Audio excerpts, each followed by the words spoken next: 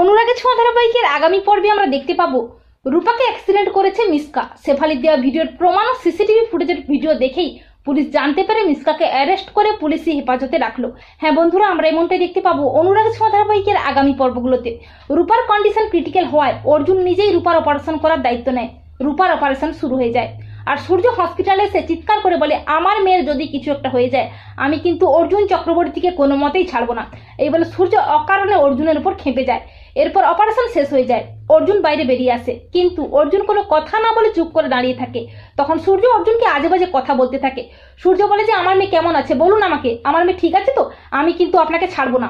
তখন অর্জুন বলে, রূপার অপারেশন সাকসেসফুল হয়েছে, রূপা ভালো আছে, আর কোনো চিন্তার কারণ নেই।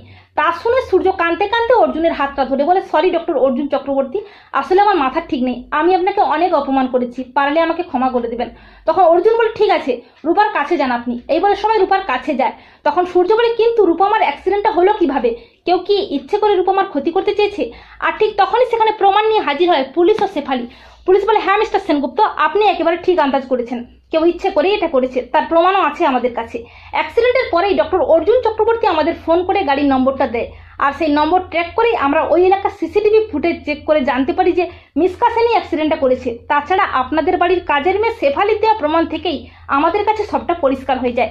তা শুনে চমকে ওঠে সবাই, সূর্য ও দীপা প্রতি একটু খেপে যায়। সূর্য বলে, আমি ওকে ছাড়বো না, ওকে শেষ করে ফেলবো, ওর এত বড় সাহস। তখন পুলিশ বলে যে, আপনি শান্ত হন ডক্টর সেনগুপ্ত, আমরা যা করার করেছি, আমরা মিসকা সেনকে অ্যারেস্ট করে পুলিশি হেফাজতে রেখেছি, ওনাকে কঠিন থেকে কঠিনতম শাস্তি দেওয়া হবে। তখন সূর্য বলে, দীপা আমি ব্যর্থ, তোমার হাতেই আমি তুলে দিলাম সোনারূপার দায়িত্ব, তোমার কাছেই ওরা ভালো থাকবে। তো বন্ধুরা, তোমরা এটা চাও তো যে শেফালিয়া পুলিশের দেওয়া ভিডিও দেখেই যেন প্রমাণিত হয় যে মিসকাই সেদিন রূপার অ্যাক্সিডেন্টটা করেছে? কমেন্ট করে জানাতে ভুলো না তোমাদের মতামত।